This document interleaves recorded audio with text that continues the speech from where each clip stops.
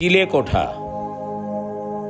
হৃদয়ের ভেতর একটি চিলেকোঠা আছে, যেখানে গ্রামের সন্ধ্যা নামে ধীরে, যেমন নামে বাংলার মাঠে মাঠে শতাব্দীর কুয়াশা। আমি জানলা খুলে দাঁড়ালে গ্রামের সব পথ এসে আমার চোখের ভেতর ঢুকে পড়ে। কাঁচা রাস্তা, খড়ের গন্ধ, পুকুরের কালো জল, আর দূরের তালগাছের নীল ছায়া। এই সবুজ বাংলা একদিন আমাকে নাম ধরে ডাকত। আমি তার ভেতর দিয়ে হেঁটে যেতাম, নিজেকে মানুষ ভেবে, নিজেকে প্রয়োজনীয় ভেবে। এখন সে ভূগোল শুধু শুয়ে থাকে ধান ক্ষেতের ওপর আকাশের ভার নিয়ে।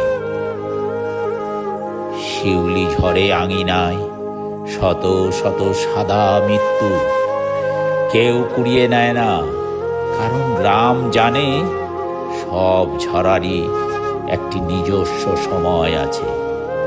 রাতের হাওয়া এই ফুলের গন্ধ নিয়ে নক্ষত্রহীন আকাশের নিচে চলে যায়। চিলেকোঠার ভেতর আমি বসে থাকি, আমার বয়সগুলো পাশে পাশে বসে। একটি বয়স কথা বলতে চায়, আর একটি শুধু তাকিয়ে থাকে। আমি কাউকেই থামাই না, কারণ এখন আর আমার কোনো তাড়াহুড়ো নেই। এই ঘরে এক সময় কথা জন্মাতো, সাধারণ কথাও কবিতা হয়ে উঠত।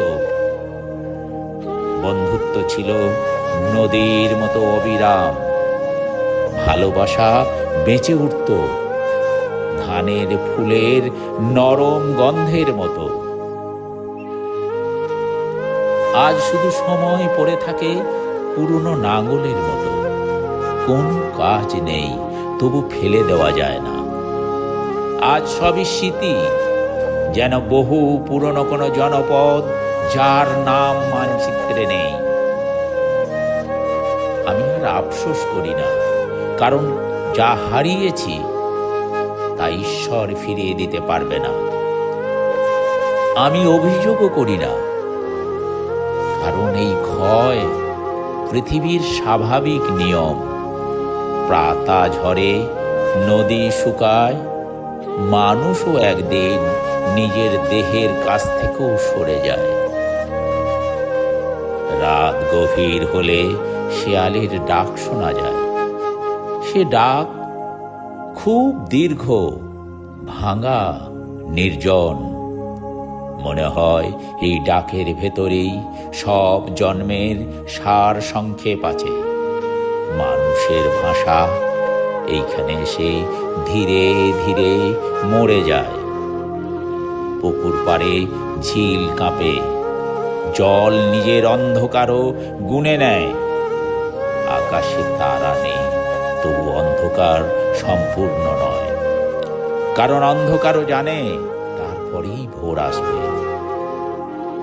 ভোর আসে, ধানের পাতায় শিশির ঝুলে থাকে, স্বচ্ছ, নীরব, ক্ষণস্থায়ী। আমি জানি এই আলো বেশিক্ষণ থাকবে না, তবু এই আলোতেই আমি দাঁড়িয়ে থাকি। এই থাকা না থাকার মাঝখানেই যদি জীবন হয়, আমি তাতেই থাকি, নিজের অস্তিত্বের পাশে নিঃশব্দে। কোনো বিজয় চাই না, কোনো মুক্তিও না। রূপসী বাংলার বিস্তীর্ণ মাটিতে নিজেকে রেখে আমি শুধু সময়ের সঙ্গে নিজেই হেঁটে যাই, নিঃশব্দে, ধীরে, একাকী। এই মাটিতে মিশে অনন্তকাল থেকে যাওয়ার জন্য।